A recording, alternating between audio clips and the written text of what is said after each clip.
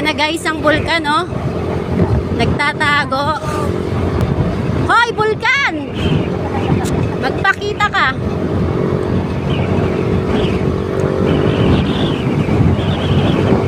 Magpakita ka sa akin.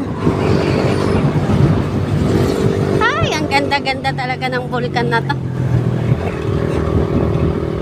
Ayan guys, ang bulkan, oh.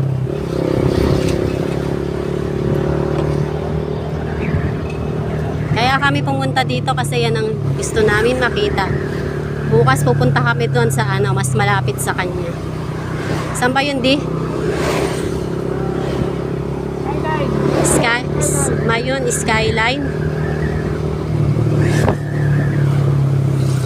Lagi namin nakikita sa YouTube yun.